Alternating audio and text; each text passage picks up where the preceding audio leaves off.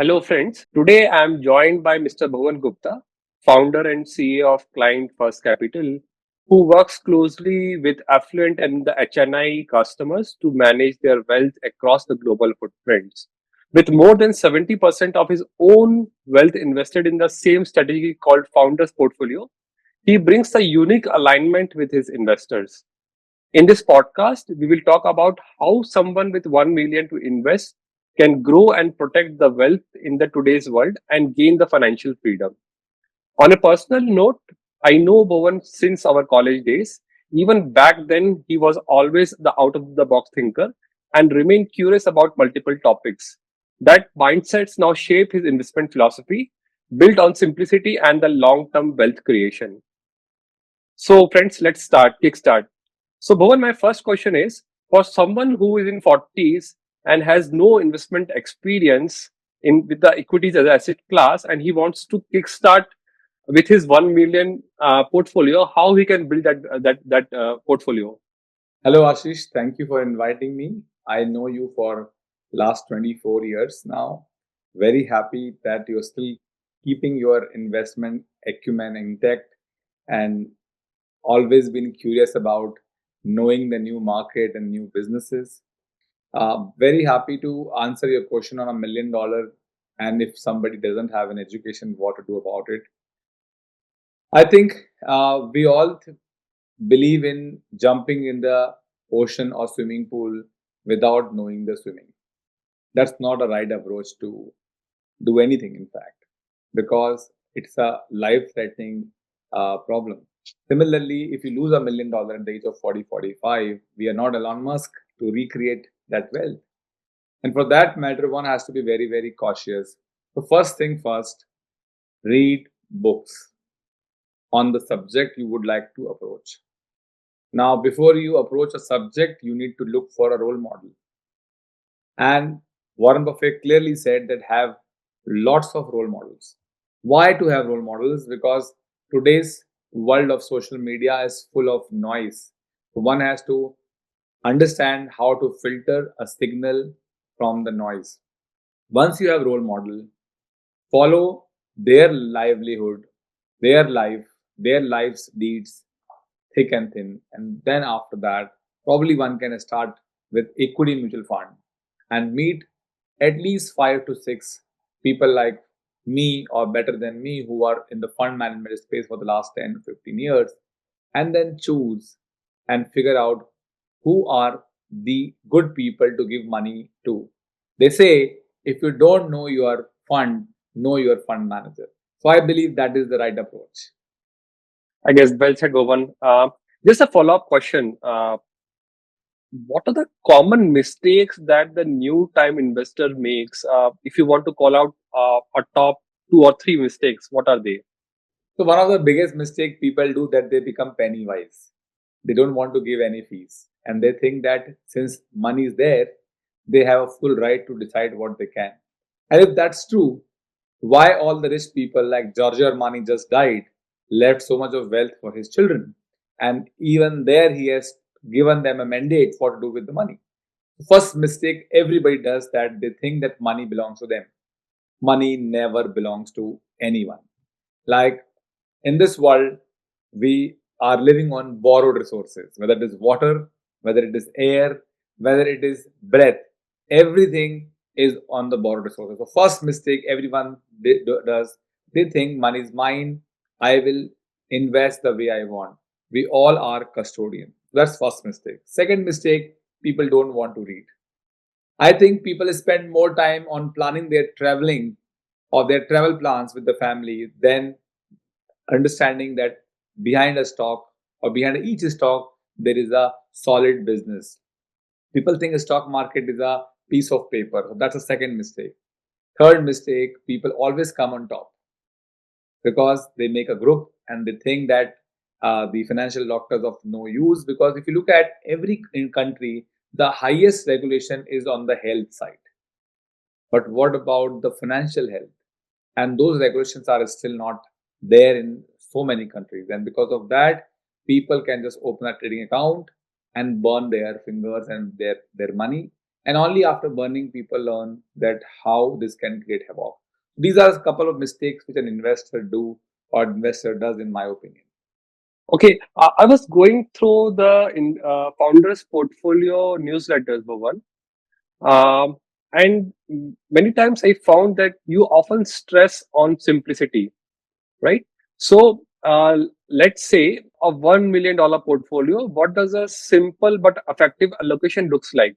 So on $1 million portfolio, a simple allocation. First of all, why simplicity? It's very simple that if a complex system falters, if it has one element goes wrong, the whole system falters. Today we are so vulnerable that if one mistake happens, the whole world in terms of the cloud space can shut down.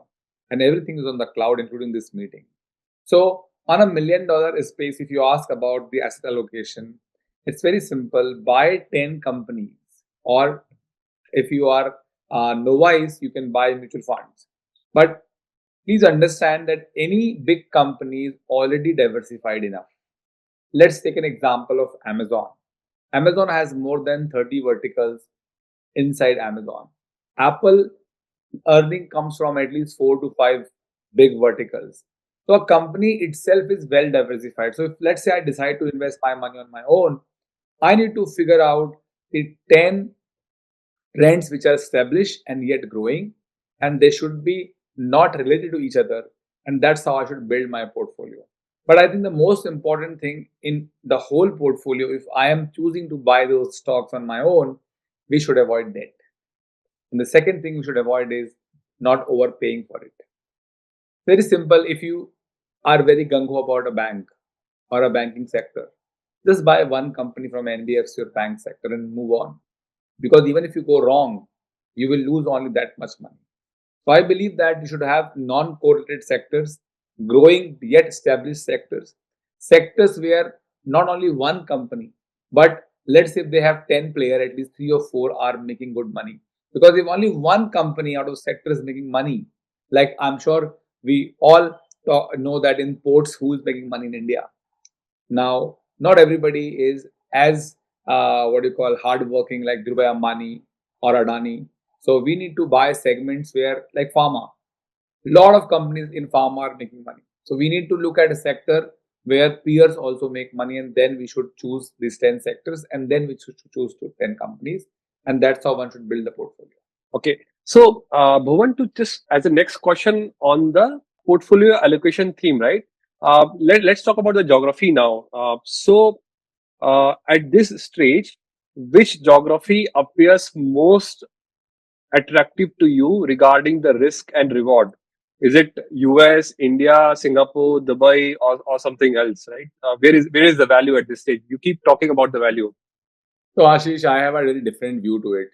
I believe that each company is listed in a market and operating in a very diverse zone. For example, we have company in the portfolio which are operating in 30 markets, 12 markets, 15 markets. So today you can't avoid China. I know what your question is, but what you can avoid is listed Chinese companies. Of late, a lot of investors invested in China because they were like a value buyer, and some of them have made good money.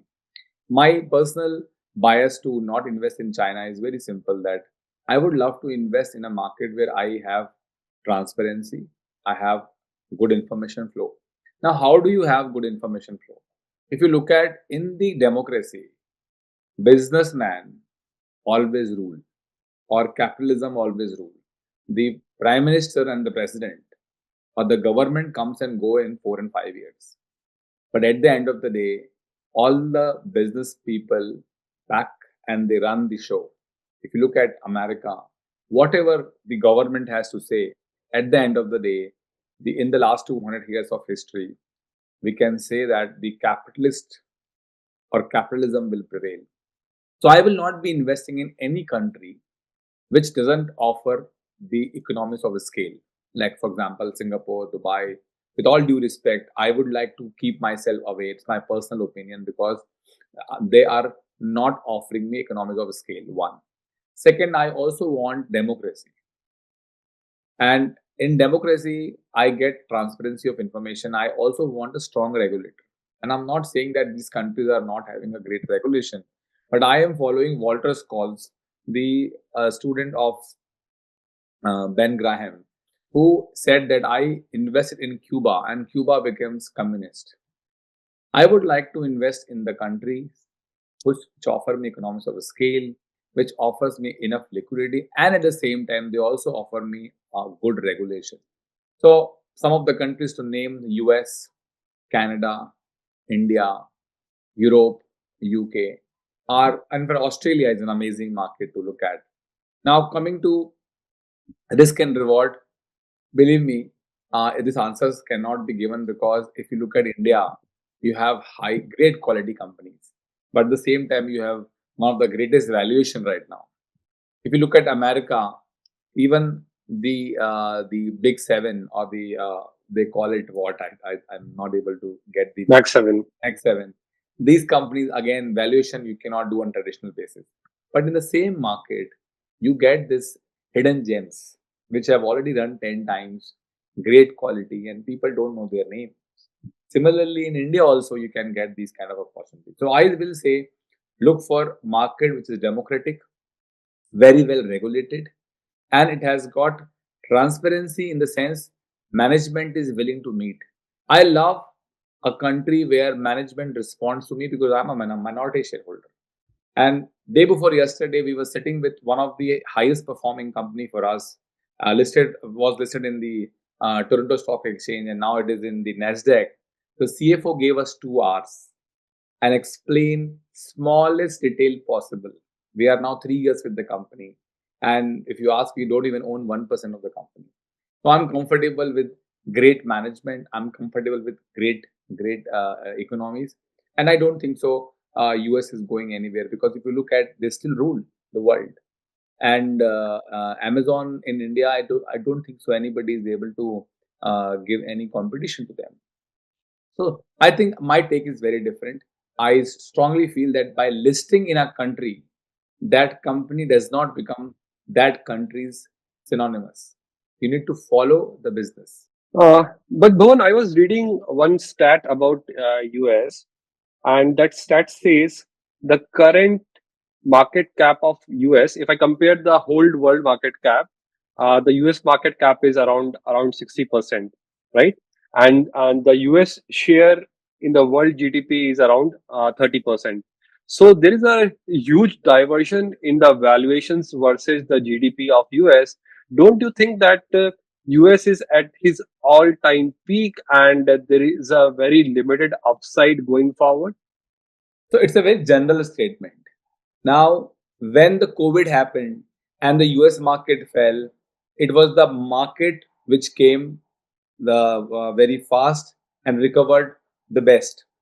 Please understand that you, me, all are breathing dollar. Today also HNIs of India and probably Singapore, they are yearning, they are dying to send their children to US for the higher studies. And I'm sure that Mr. Trump is not mad to ask $5 million for a visa because people are willing to pay for it. So I will say that dollar is not US currency. It is currency of all of us. Yes, in a manner, we can say that slowly dollar is going to die its death.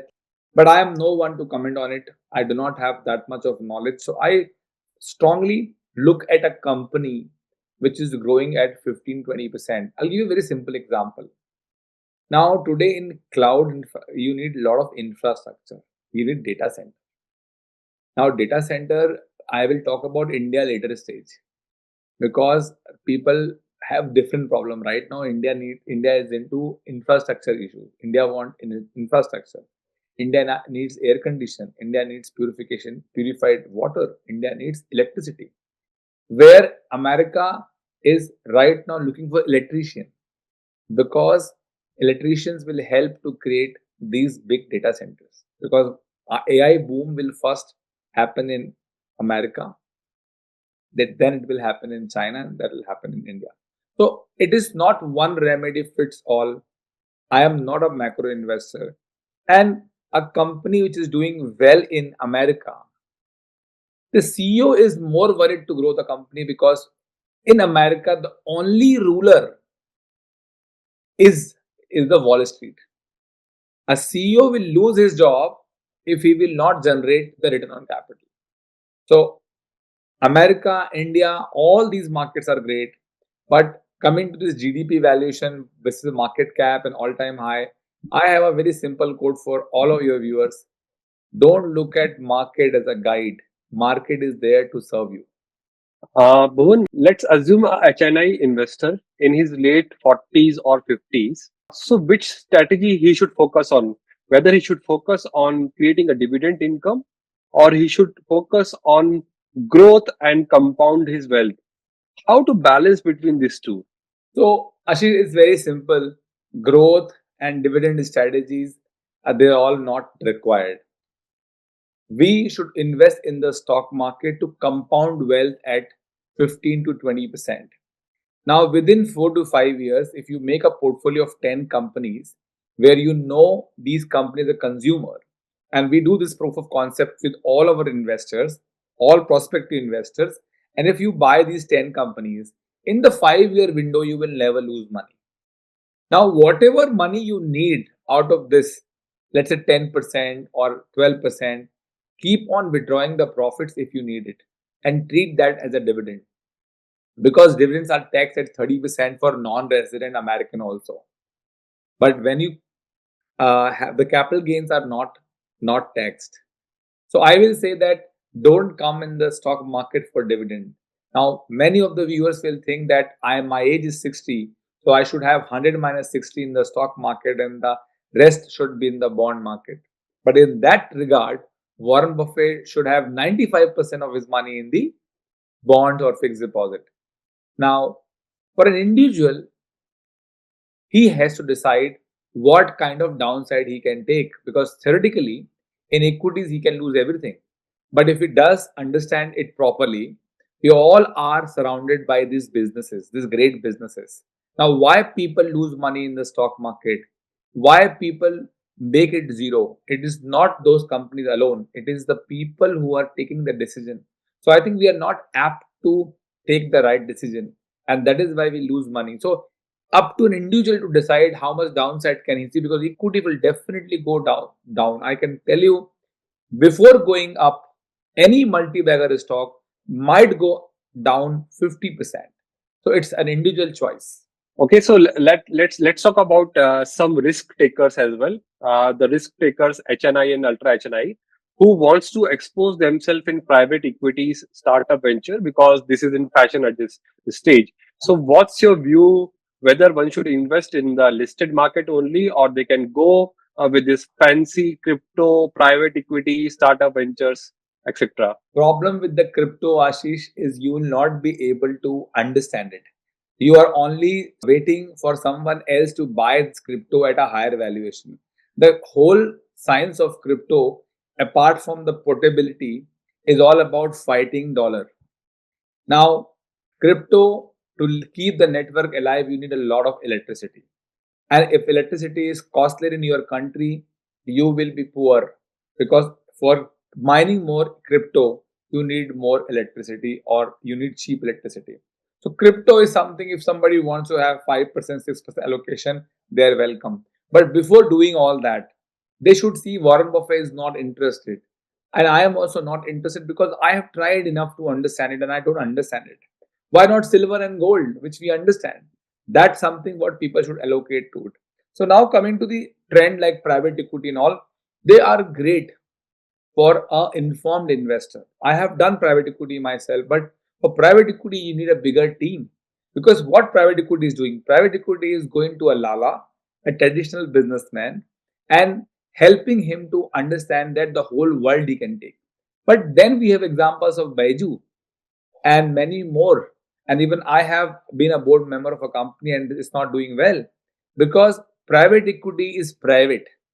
Now, you might make money in private equity because they'll have access to those companies at lower valuation. But the problem is that profit performance fee is much higher for private equity, because they tell you, their logic is, I am giving you access to a company which you cannot buy on your own. And if that is what the case is, why Warren Buffett or Berkshire Hathaway is not have a lot of private businesses acquired as a private equity. When they buy businesses, they hold them forever, like Seas Candy. They hold forever. Brooks, they hold forever. Nebraska Furniture, they hold forever. The private equity you are discussing, they want to flip it. And in this flipping, what happens?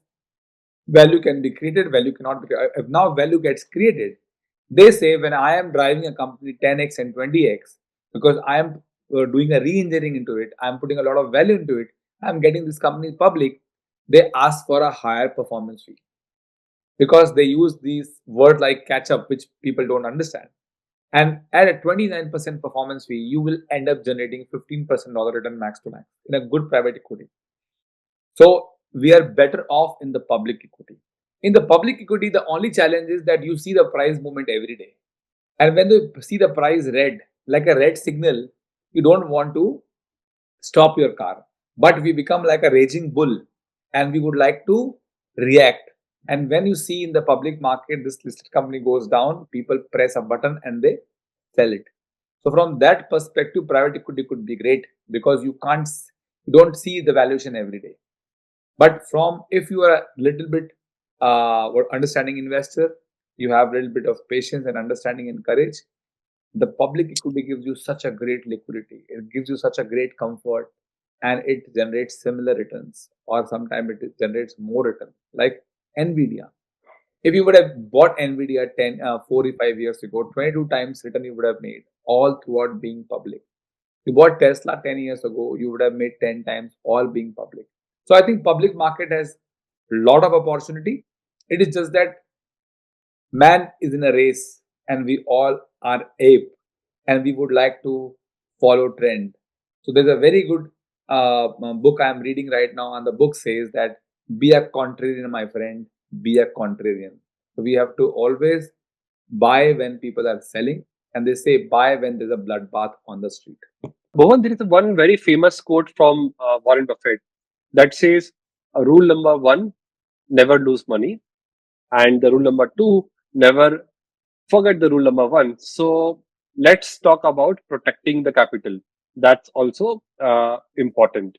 In the current scenario, what worries you the most? Is it a tariff, slowing global growth, geopolitics, impact on AI, higher valuation of Indian or the US market, concentration in the Max 7, or something else? Let me make you understand, Ashish, first what this particular two quotes of Warren Buffett. By the way, I didn't mention to you the biggest risk in the life is not to take risk. And from that perspective, the biggest risk is fixed deposit. Now, you may or your audience might surprise or they may get surprised. By the way, I meet a lot of 60 plus human being right now who are a businessman. They made a lot of money, but then they have been doing fixed deposit. Let me give you a difference between a billionaire and millionaire. A billionaire and a millionaire are the same people.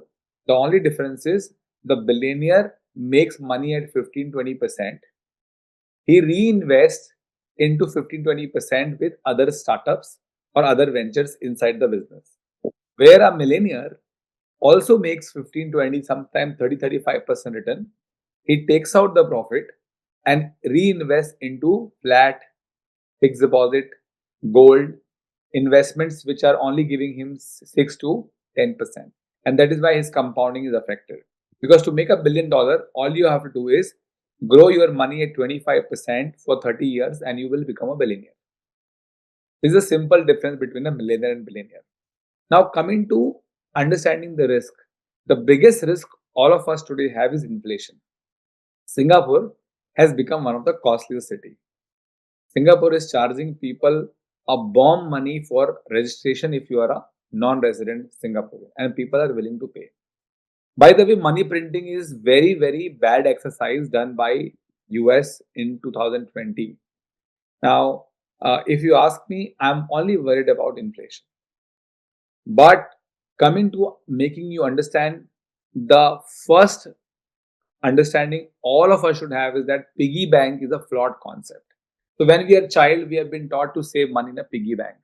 But Ashish, if you have saved $100 in a piggy bank, and after 5 years, if you break the piggy bank or open it, how much money will you get?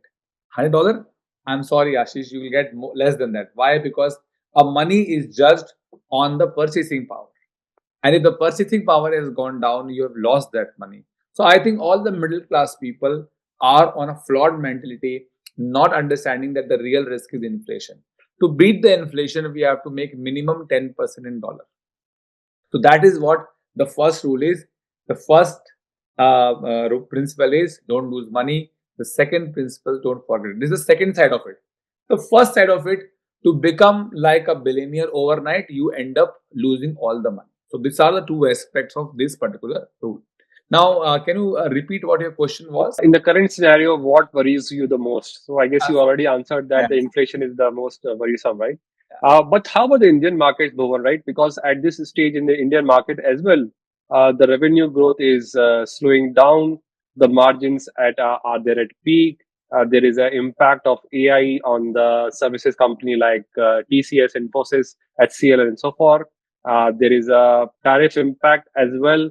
Uh, so what's your view on the Indian market and the risk associated? So Ashish, some sectors are cyclical, and if you see a lot of sales are happening in the auto sector, probably it's a time to come out if you don't believe in a secular story of that business.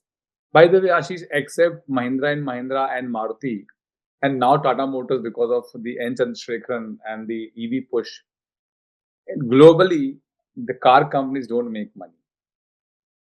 Now you have to understand that we should be invested in companies which change their product every 4 years. Because I tell people that a brand company is also a commodity company. It is just that it's scaling its own product in every 4 years.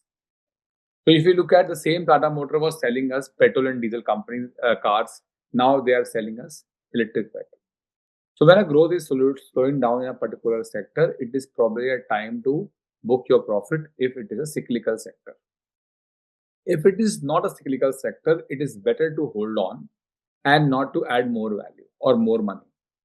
Now, I am not concerned about Fed tariff because I strongly believe what Warren Buffett says is true.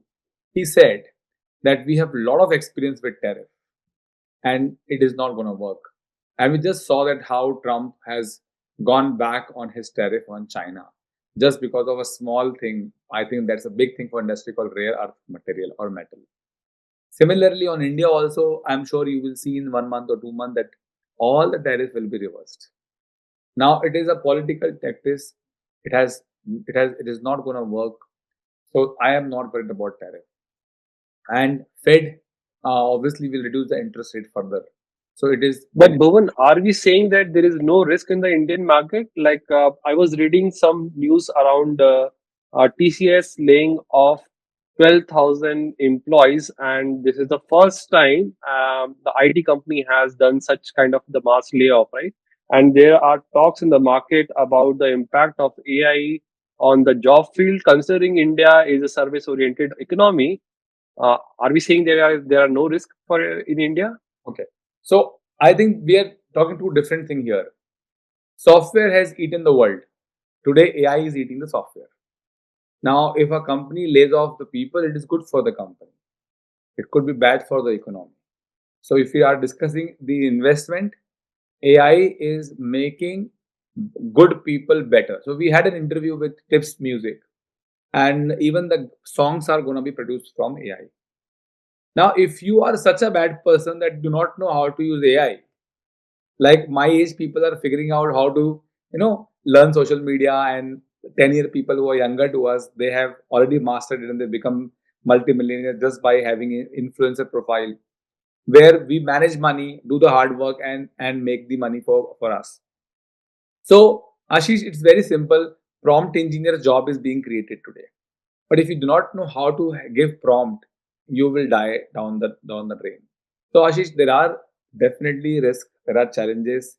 Markets get corrected, and those are the time to add. But how you think as a owner of a TCS, what should I do? Should I sell the stock and come back, or should I be on that company and look at how I can best navigate the crisis? I'll give you a very simple example, Ashish. Apple has produced roughly 25% return year on year for the last 10 years for investors. Which means anybody who invests in Apple in the last 10 years, and the famous example is Berkshire Hathaway bought Apple for $50 billion and they made 7 times.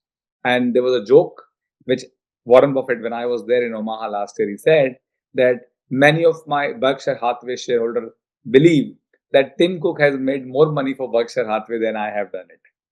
So Ashish, can you tell me how Apple has made this much money for the for Berkshire Hathaway and the shareholders? Not by growing sales at an extraordinary pace. Apple started buying back their shares. Apple's book value is $65 billion. Apple market cap is 3.5 to 3.7 trillion dollars. So to make money, you don't have to buy a high growth company. But the question on the economy, that challenge will always be there. We are a 140 crore plus country. But new skills will be developed, Ashish. We have been living through the Stone Age, and I don't think so that there will be not new job created. Today also, I want to hire people, but the huge gap, the gap of attitude, gap of skills versus what is being taught in the colleges. So I think it is not an issue of layoff. It is the issue of are you able to adopt? That is the biggest challenge all of us have today. So, Bhuvan, we have started with portfolio building. We talk about risk. So now let's talk about the next decade, right? And I just want to build up on that AI theme that we just recently discussed. What do you think? Like how AI will transform the investment opportunities for the next decade? So Ashish, AI, in my opinion, is gonna be again a backbone. So let's say yesterday's air in an office was nothing but data. If you are sitting in a restaurant, if you are sitting in an office, sitting in a home, if you do not have the Wi-Fi, it means you do not have the air. So commercial space, the air is data. Without data, you can't survive 1 minute. The moment a flight lands, everybody wants to connect with their family. So data was the key. Now AI is going to be embedded in everything. Like in the Zoom meeting we are right now, the AI companion is on. So AI is a good assistant, is a smart assistant. It does not, it elevates or it eliminates the need of a dumb assistant. So I think AI will be a good support for all of us. Like when I have to research a company, I will use AI to get those information which my analyst will get in 3 or 4 days. But Bhuvan, where is the investment opportunity? If I want to ask, like which sectors or the company should one individual investor look for? What is your suggestion? Let's understand first that AI is the gonna work on data itself. It's called generative AI. I think the AI you are discussing is generative AI because AI is already there earlier. Because when Facebook influences you, when Amazon influences you, Google influences you, they are already having your data parameters and they influence you to buy something. You are discussing about generative AI, I believe, right? I'm looking for the investment opportunities, right? Right. But So you're what should discussing be the AI driven investment opportunities for the next decade? you meant generative AI or only AI? It can be AI as a theme. Okay. So I'm not talking about the generative AI. I'm talking about the AI and as a theme, and which companies will emerge as a big winners of this theme for the next decade. Okay. So before going to the company, let's discuss the what AI is gonna do. So first stage was of AI was suggesting us the prompt, the answers. The second stage now is come is generative AI, where AI generates the data. It's a big revolution. So when I sit on a class and I have to prepare a session, AI helps me fast, much better than the other answers. And how do I know this? Because one out of let's say 4 people or 3 people, the HNIs or the people who are CEOs, they are paid member of ChatGPT. So AI has ticked that window, the generative AI. Now the third stage is agentic AI or agentic AI where AI will just not tell you the answers, AI will do the job for you. Now, coming to which company will become the best. So now, yesterday we saw Oracle has done amazingly well. Now, semiconductor also is a similar field which has got a lot of subsector. Now, coming to AI, one company I think which is going to be benefited is Amazon. Now, why Amazon is a big beneficiary of AI and generative AI? Because it has a lot of robots in the logistic space in its warehouse. And if robot is replacing it, no need to give holidays, no need to give pay wages. So a big factor of any company where it is a blue collar job, because the first thing which will get automated is the simple task. So that's one thing. Second, Uber. The moment this taxi businesses as getting automated with the automation level 5 and 6 like Waymo and Zoox, and I know Tesla is also coming, but some of them are already proven what do you call a history of the RTA permit. So the second business could be Uber, where you have a lot of labors are being used, and the third in the US where this Optimus robot of Tesla is and by the way, Elon Musk quoted that 80% of his company's value is Optimus robot. So we need a new nanny, we need a new maid, we need a new companion, and this is the sector, and this is the companies I think will be benefited. It's very difficult to say which one alone will work, but these companies will definitely be leading in the AI. This is really AI is a really interesting topic, right? And I feel that we should do a separate podcast on this topic, considering can generate a huge interest among the investors, and there are a lot of opportunities around. In the next section, I want to. So I have a few rapid fire questions for you, and you have to just answer those questions, whatever first comes in your mind. Are you ready? Yeah, go ahead. Okay. So one book every investor should read: Man Upon Wall Street by Peter Lynch. equities, real estate, or gold. If you have to pick only one for the next 10 years, what will you recommend? Equities. India, China, US, Dubai, or Singapore? Which market excites you the most right now? I say pause because I have Okay, I have India and US both strategy and both are equally dear to me. fair enough. One investment mistake that you will never repeat. Buying selling options. Your favorite investor or thinker who shaped your philosophy. Definitely Warren Buffett. If you are not having an investing career, what should be the alternate? I would have been preaching Bhagavad Gita. One bad piece of financial advice people should ignore. Buy this stock. It will become 10x or 50% of whatever. What's the best investment ever you made outside market? So please don't talk about the equities. Okay. So I think this is one of the property I bought in Pune, and which has become roughly 4x in the last or 5x in 20 years. Morning person or night owl? Absolutely a morning person, early morning person. If you have to give a advice in 30 seconds to someone with a $1 million, what it will be? Buy index. If you have to select one guru among Warren Buffett, Ramdev Agrawal, Charlie Munger, or Manish Bawra, who will be? Warren Buffett. Best value in India market, is it IT, pharma, or consumer? Pharma. Best value in US market.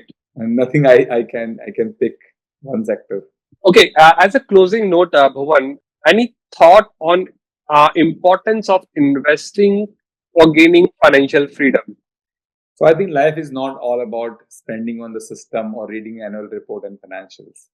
Life is about to live every moment, enjoying with your family member and watching your children grow, and also think about the old age, and at the same time also take care of your parents.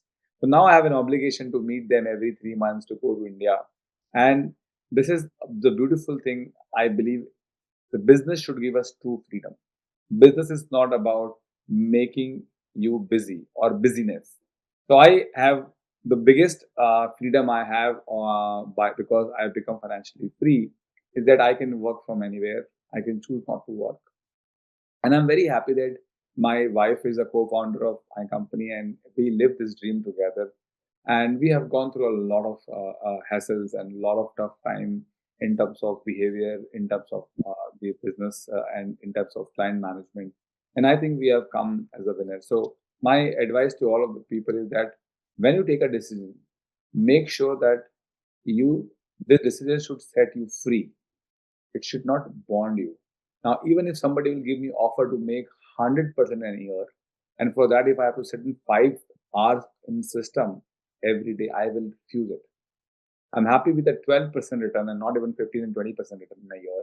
But I want to have my time, because the only thing money gives is you freedom. Money doesn't give you happiness.